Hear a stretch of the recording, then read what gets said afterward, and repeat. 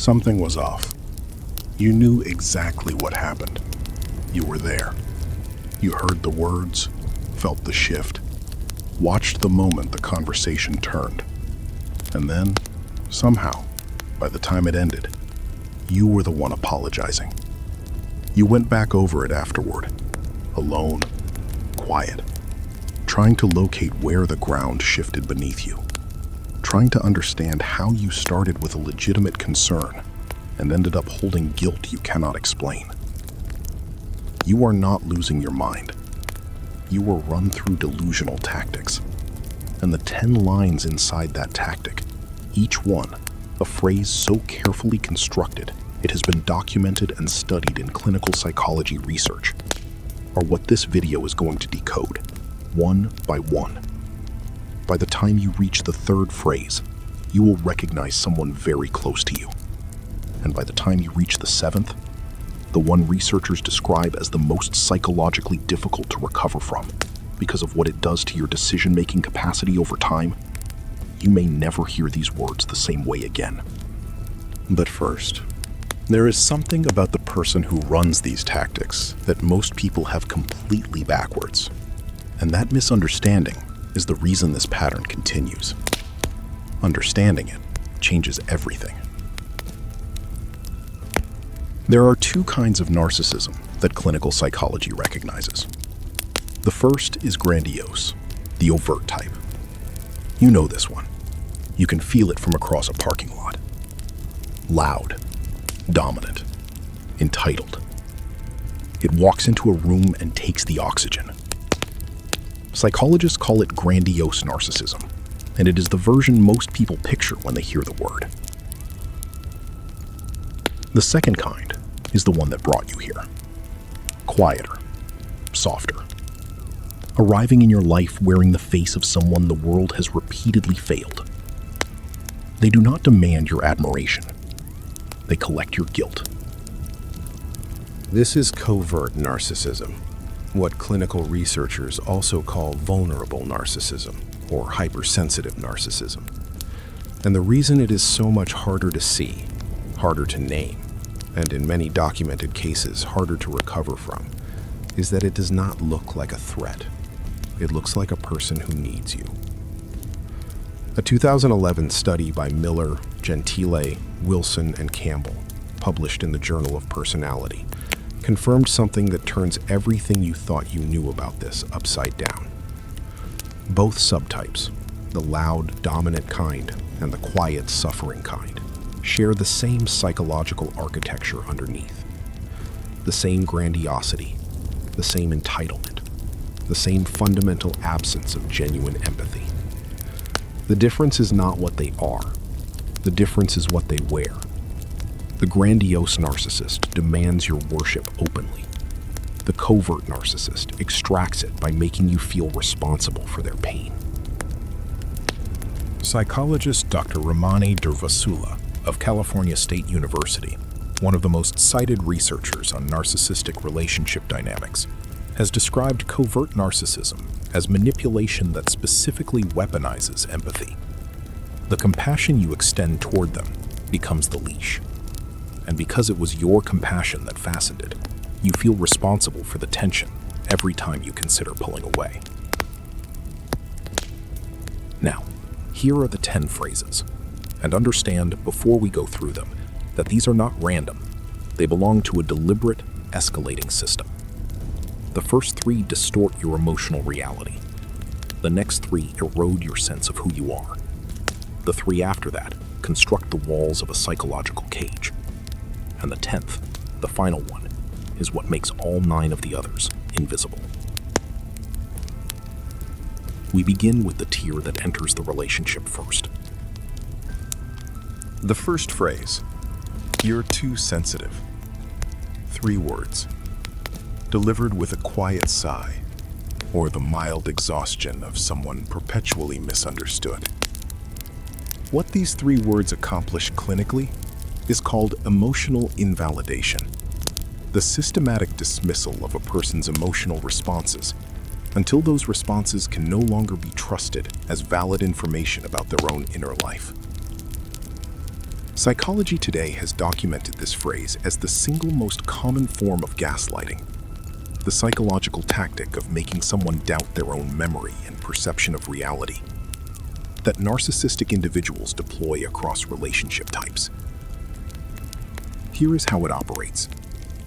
You tell someone that a comment they made in front of others embarrassed you. They pause. They sigh. You're too sensitive. I was just being honest with you. And just like that, the conversation has relocated.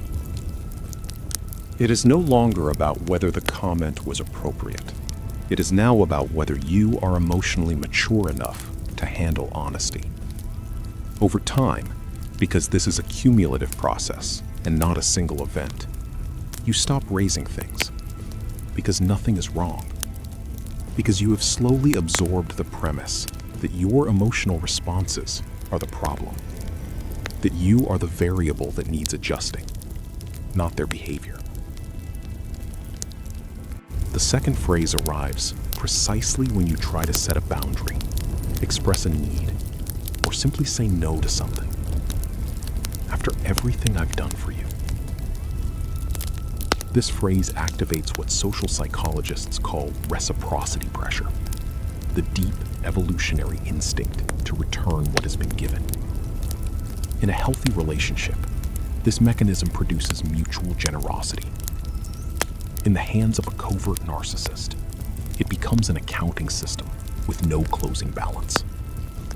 Every act of kindness, every favor, every demonstration of care is logged and valued, and invoiced the exact moment you attempt to prioritize your own well-being.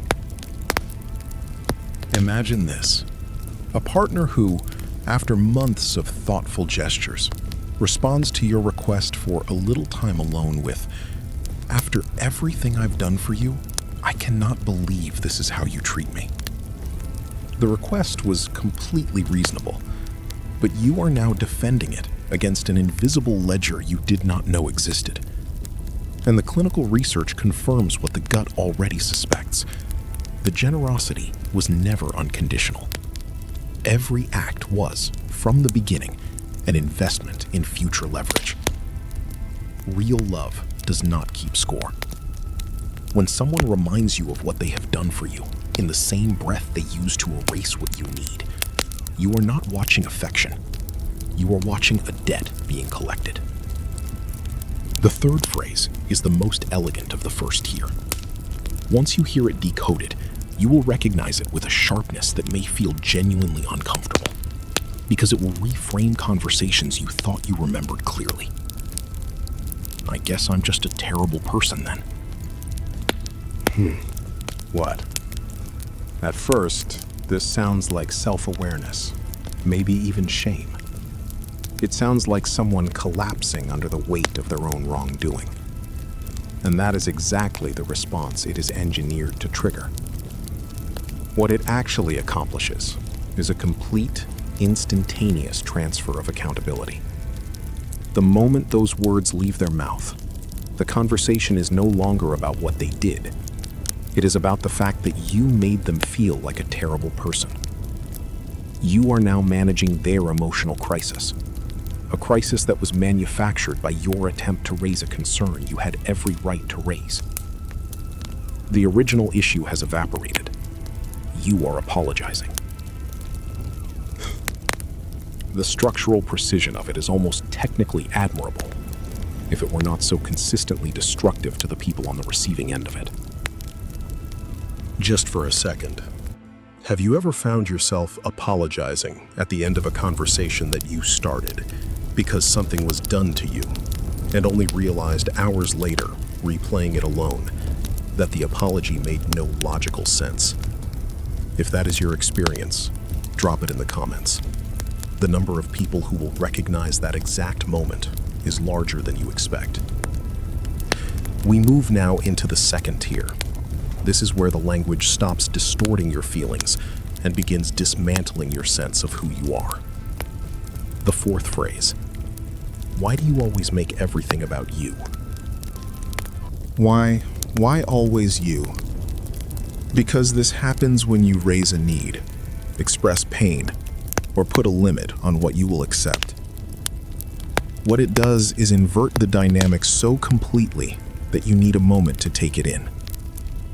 It accuses you of the exact behavior the covert narcissist has engaged in throughout the relationship, centering themselves in every conversation, redirecting every exchange, making your suffering a backdrop for their own experience. This is what psychologists call projection, the unconscious or deliberate attribution of one's own internal traits onto another person to avoid confronting those traits within oneself.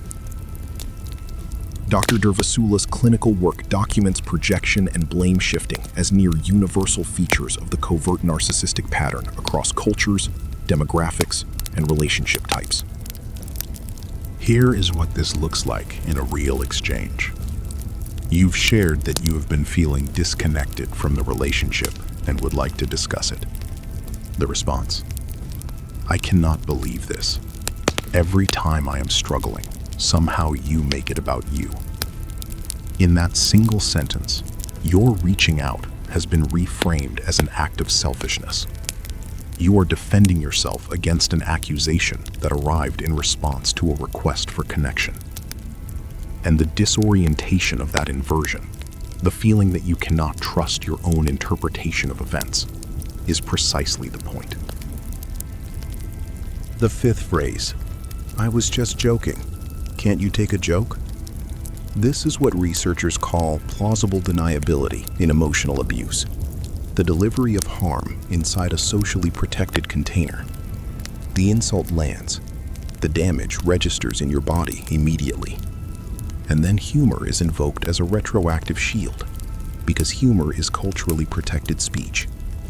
Your reaction in this framing becomes the evidence of your inability to handle lightheartedness, rather than evidence of something that was genuinely cruel. Over time, you learn to censor your own responses. You smile when it stings.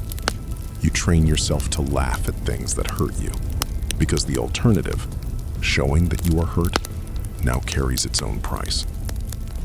And consider what this does in a social setting. The comment is made in front of others. The others laugh.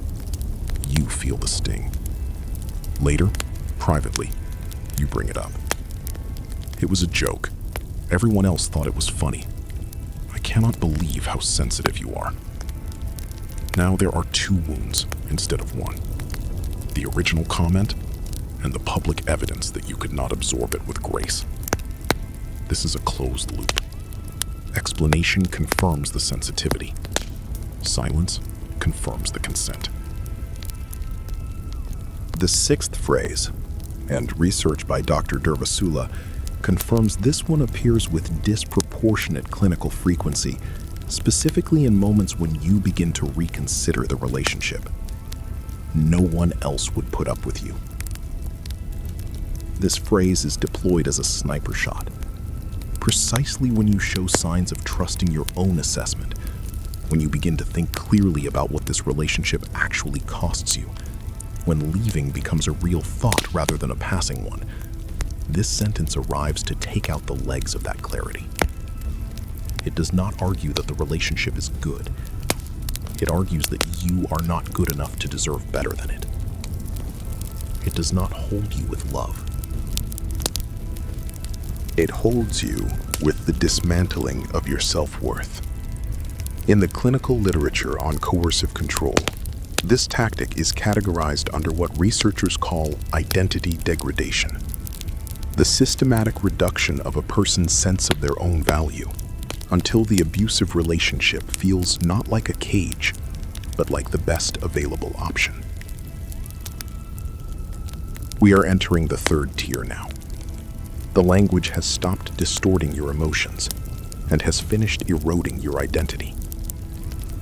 What follows next is the language that builds the walls around you and removes the visible exits. The seventh phrase. Listen to the grammatical architecture of this one, because it is precise. I wouldn't have to act this way if you didn't. This is blame shifting, the systematic attribution of one person's behavior to another person's actions in its most refined form. It does not simply deflect responsibility. It encodes a causal claim.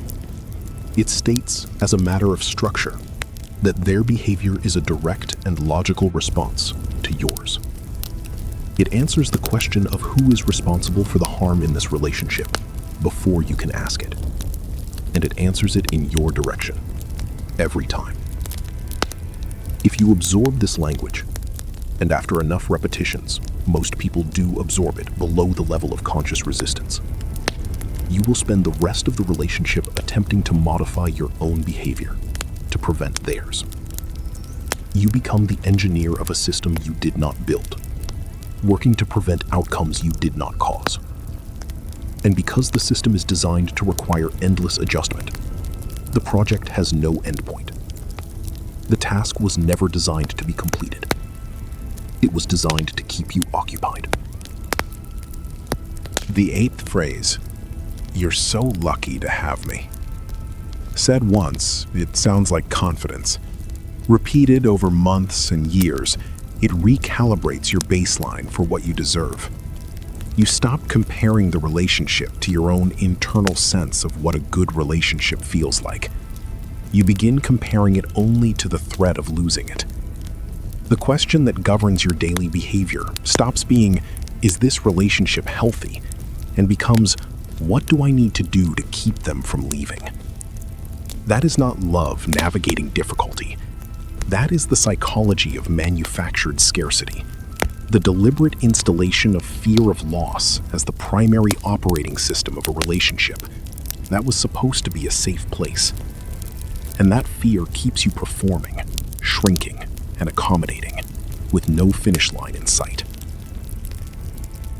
The 9th phrase, "I always seem to attract people who take advantage of me." In one sentence, this phrase accomplishes 3 things simultaneously.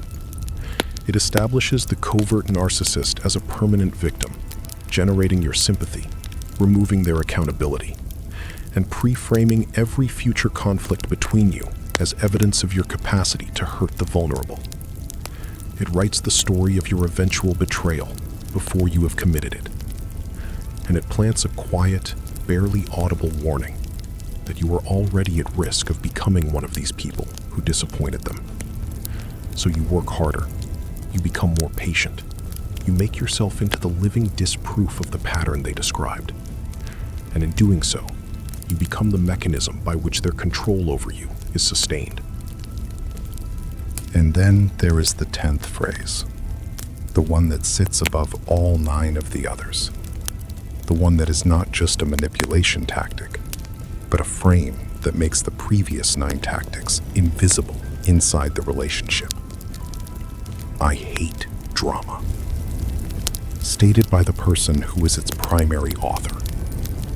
This phrase reframes the covert narcissist as someone measured, grounded, and emotionally rational, while reframing every response you have ever had to their behavior as evidence that you are the source of instability. The drama label, once applied to you, becomes almost impossible to remove within the relationship's internal logic. Because from that point forward, every feeling you express in response to real, documented harm is pre-categorized. It is filed before it is even heard, not as a legitimate concern, as the problem they already told you about. Think about that for a moment. 9 phrases that distort, erode, and cage. And 1 phrase that makes the whole structure transparent. That is not a collection of personality quirks. That is an operating system. Stop. Because here is what most people get completely wrong about this. Most people, when they finally begin to see this pattern, make the same mistake.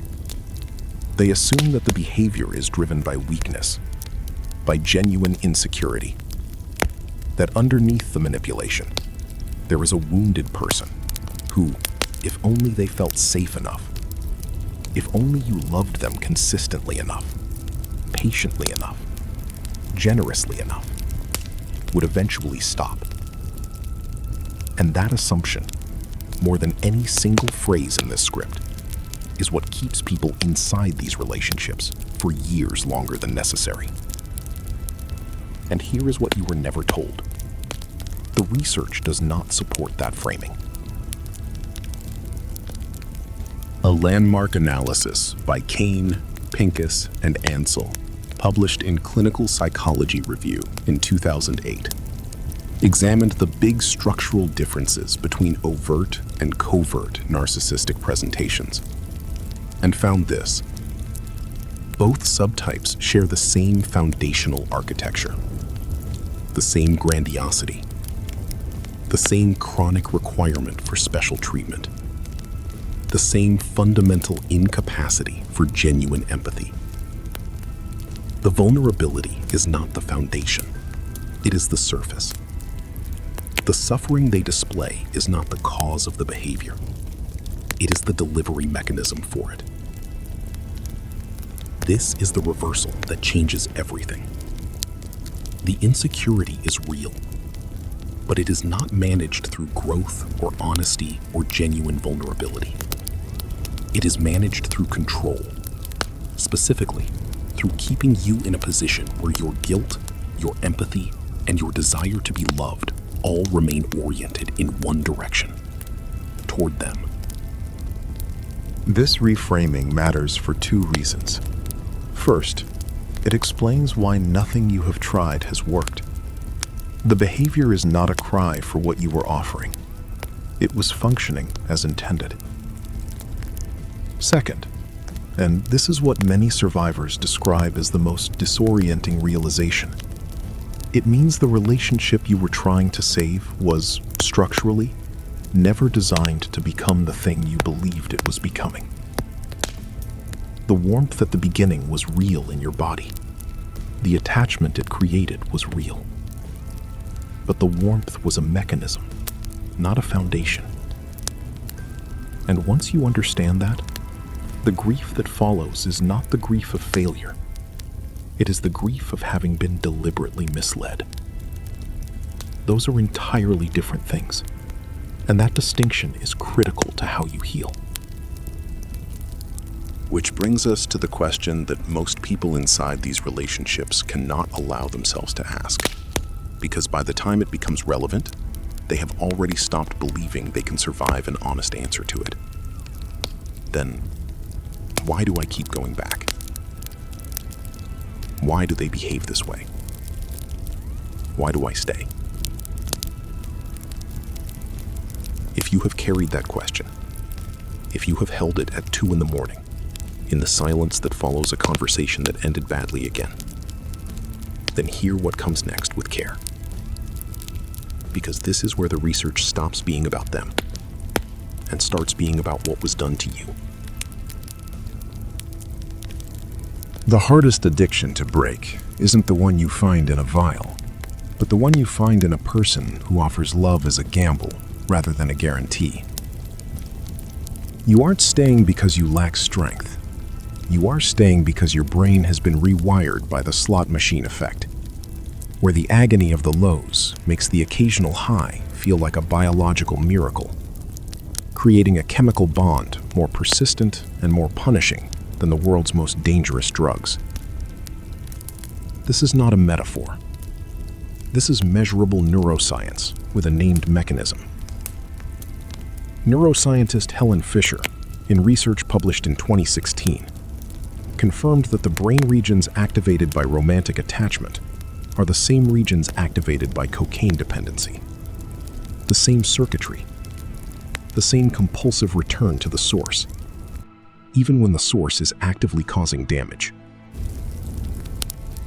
A peer-reviewed paper published in PMC in 2025, examining dopamine-driven reward mechanisms, confirmed the core principle.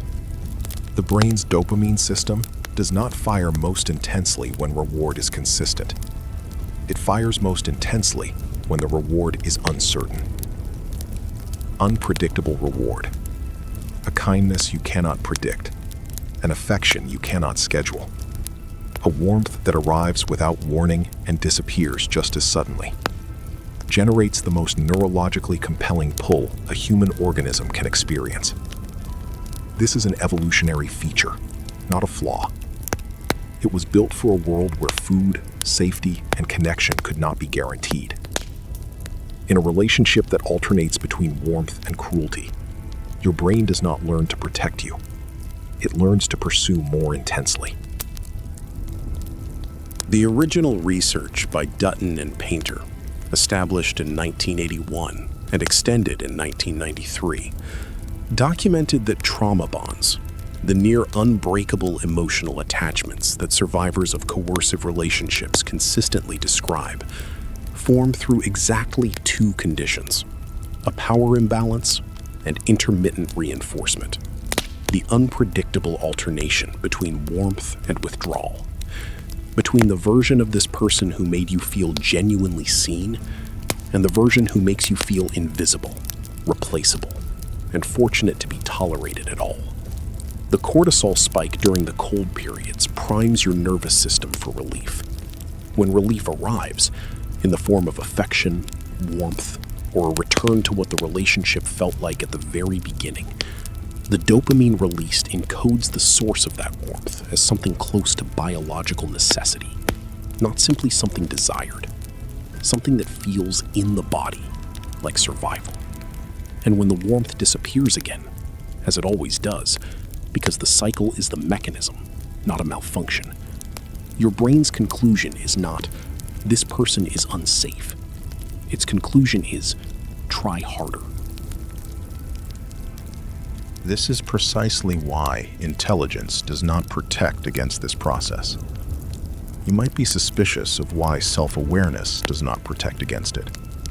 The most perceptive, capable, clear-eyed people find themselves inside these cycles, because the conditioning operates below the threshold at which conscious analysis has access to it. By the time you understand what happened to you, the neurological pattern is already laid in. Breaking it is not a decision you make. It is a process you undergo. If what we just covered has you wondering why certain types of people seem to find themselves in this pattern repeatedly, why for some, the same relationship appears in their life wearing a different face, I have gone deep into exactly that in another video on this channel.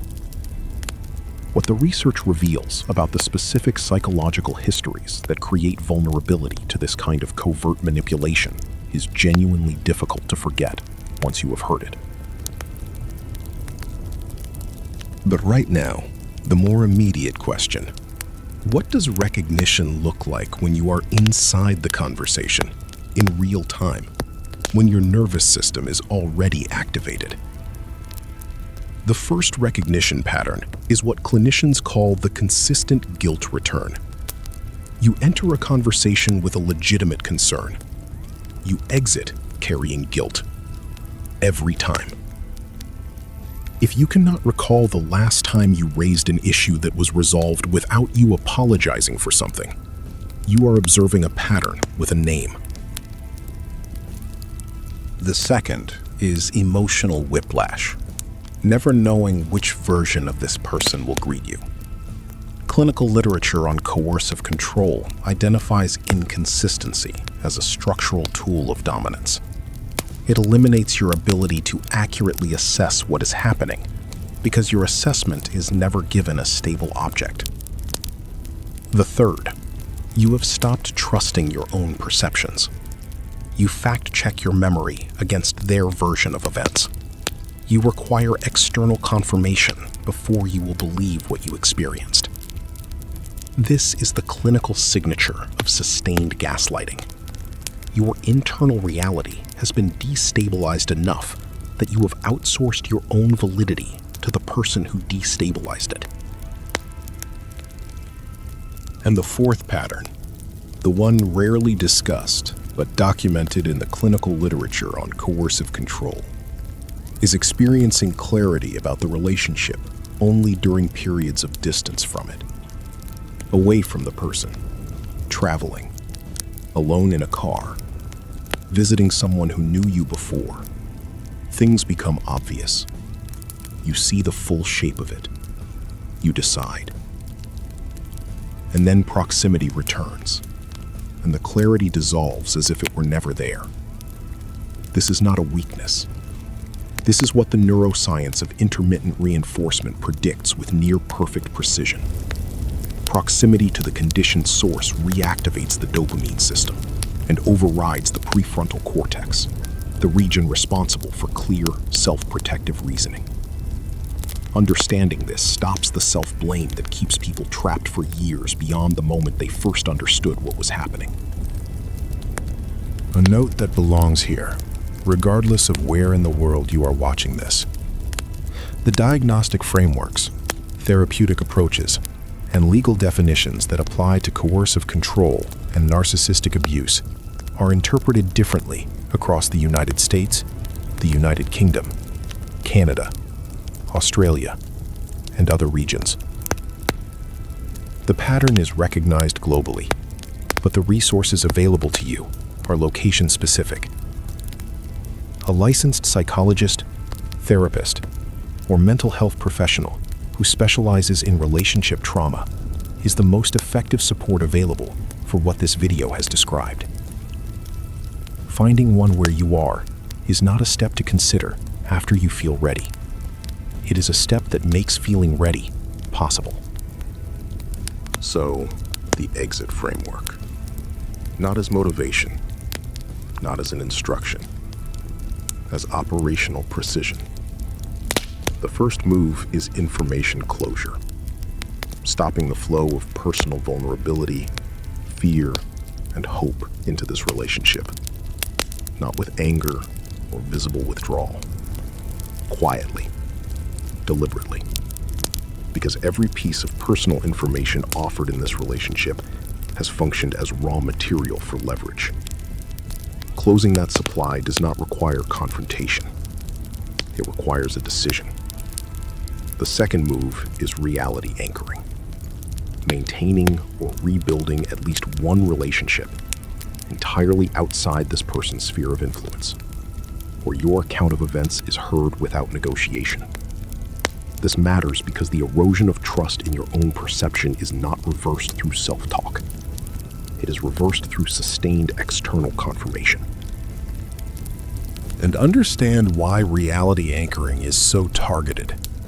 Covert narcissists, by structural instinct, if not conscious design, move to isolate exactly those relationships first.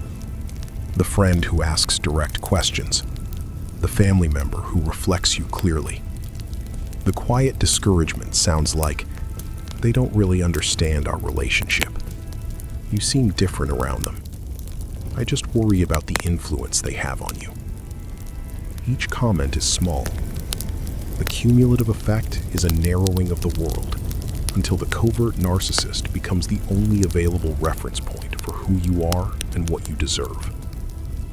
Rebuilding that world outward is not secondary to recovery. It is recovery. The third move is the hardest to accept because it requires giving up the idea that understanding will be enough. Leaving a trauma bond is not primarily a cognitive process. The research by Dutton and Painter, confirmed by current neuroscientific work, is unambiguous on this. The bond was installed neurologically. Breaking it requires neurological reconditioning, time, distance, and the sustained interruption of the reinforcement cycle. That is not a romantic prescription. It is the only one with a biological basis. Think back to where we started. A person at a kitchen table. A meal is going cold. An apology. They are still trying to understand. The confusion of someone who knew exactly what happened. And then, inside a conversation designed to disorient them, lost the thread of their own certainty. That person is not confused because they are weak. They are not staying because they lack strength. They were run through an operating system designed with clinical precision to make leaving feel like an irrational choice and staying feel like loyalty. The phrases were the code. Now you can read it. You will want to save this video, not because the information is complex. It is not once you have seen it, but because the next time you are inside one of those 10 phrases, exiting a conversation with an apology that should have been a boundary, you will want to return to this framework before the clarity fades. The phrases are the evidence. The guilt return is the evidence. The 4 recognition patterns are the evidence. And when you hear those phrases the next time, you will hear them differently. You will hear the script beneath the words. The information in this video is intended for educational purposes only and does not constitute professional psychological or psychiatric advice. If you or someone you know is experiencing mental health difficulties, please seek support from a licensed mental health professional. If this video describes someone in your life, or perhaps someone you see every time you look in the mirror, save this video. You will want to come back to it. Subscribe to this channel so you never miss a new video. New psychology content drops every week. And if this video opened your eyes to something you needed to see, share it with one person who needs to see it too.